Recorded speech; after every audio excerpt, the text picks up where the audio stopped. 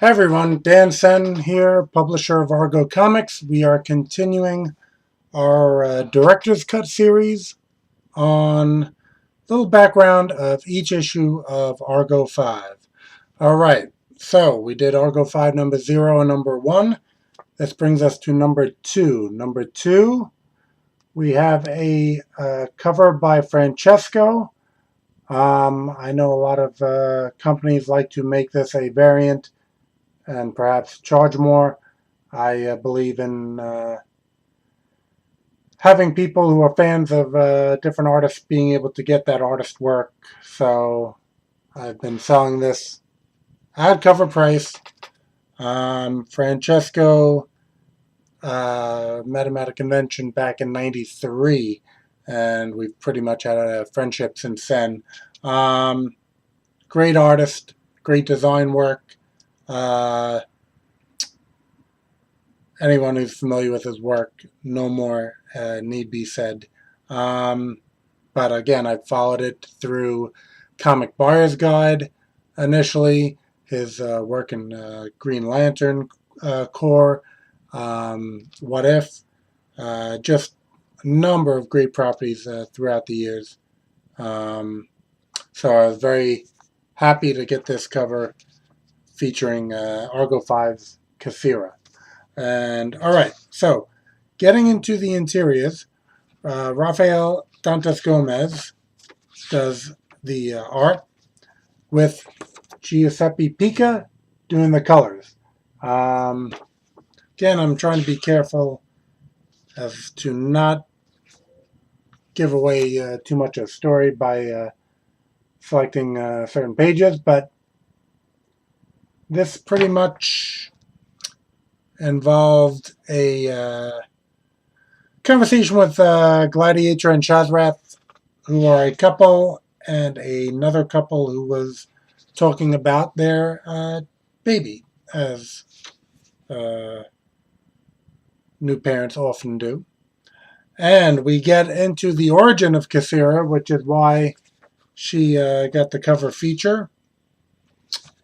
And we also get a little payoff from number 1, where we had seen Chain Reaction on a few dates in the same issue, one of which was a superheroine named Dallas.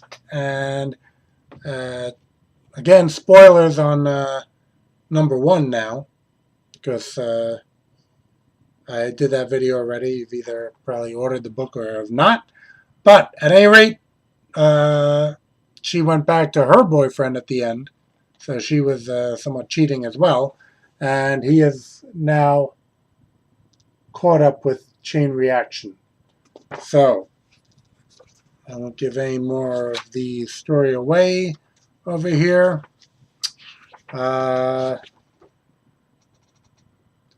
I will pretty much jump to the pinups. Now, prior to releasing Argo 5, I had gotten a number of pinups from different artists who I've admired through the years. I had plans on self-publishing, and I loved getting takes from my artistic favorites of these characters. So issue 2, again, we got the Francesco cover, but we also have interior pinups by many of my favorite artists as well. Let's see. In actuality, the team pinup, I usually start out with the team pinup. I don't want to show the last page of the story there. Team pinup is the story artist, Rafael Dantas Gomez. We actually have another story completed that has not been published yet. So just to keep the book coming out consistently, I'll rotate the artist in and out like that. Normally you'll get, in most comics, maybe a 3-issue, 4-issue arc. It used to be guys would do 20, 30 issues, but very rarely happens now. I take that in a different direction in the fact that many people in the independent comic circuit who are not working full-time with this only have a certain amount of time to produce artwork. And in that respect, if I have one of them do number 3 and then do number 8, they're able to, get through it like that, rather than trying to do 3, 4, 5, and everyone having to wait 6 months between issues. And again, I just choose artists whose work I am a fan of, or I'm impressed with their samples. So he had done the team picture, and then we went into a Shazrath by Rob Liefeld and a Gladiator by Terry Dodson. Rob Liefeld, been a big fan for years and years. I know he had, of course, created Deadpool and X-Force, but my greatest love of the characters were the Image characters, or Awesome, or Arcade. Extreme Studios, I would pretty much make a blanket statement over all of that, with Youngblood and Brigade, the New Men, just all those titles. Loved them all, loved the original characters, and loved his art. So I was happy to get a Shazrath from him. Terry Dodson, one of the best guys working in comics today. Beyond his Marvel and DC, and he had probably one of the best artistic stretches of a book in his X-Men run. Also, his Muse, I read recently. That's a independent work that you can Google Terry Dodson Muse, and you'll be able to find that. So, was ecstatic to get a Gladiator drawing from him. Gotten a Blue Dynamo from Andy McDonald, a Cassira from Louis Small Jr. Andy McDonald I knew from the con circuit. He has been doing some Marvel work as of late. Great artist. Louis Small Jr. first, rose to prominence on Vampirella. One of the most talented artists out there, as far as, he does great likenesses, but he also he infuses some real world spirit into the characters, I'll say. It's almost like they're not just two-dimensional lifeless forms. He usually can bring out some heavy personality on his pieces. All right. Chain Reaction, Dave DeVry, and Shazrath by Gene Ha. I think there's actually a few Dave DeVrys. I knew of one who was from Australia. This is a different gentleman. Again, I'd seen him in the con scene. Fantastic work. Very happy to get that Chain Reaction from him.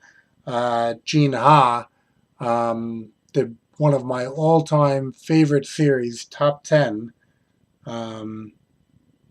And, his type of art, very realistic, takes, imagine, a good amount of time. So you'll see an issue here and there from him.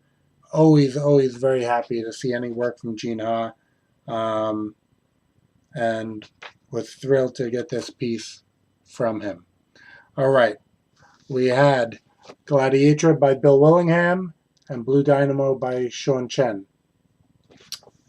Bill Willingham, of course, these days mostly noted for his work on Fables as a writer, but my favorite creation of his being the Elementals from Kamiko.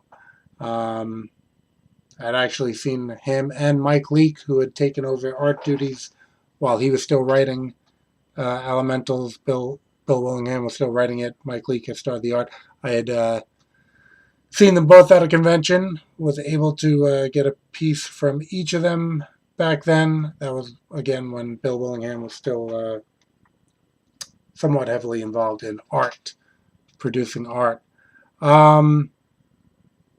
They also had teamed up on a book called Pantheon, which, if you can track that down, that would be highly recommended as well. Let's see. So Bill Willingham Pantheon, Googling that should bring you to it. All right. Now, I had a Cassira done by, and I gotta get the name down right, Mary Regina Alico. Mary Regina Alico did this Cassira, and Tim Tyler had done the chain reaction. Actually, Mary was a husband. She's a wife of her husband. Had actually done the Havoc Patrol story in Argo Comics anthology. So came to my attention that she was a colorist and actually an artist in her own right.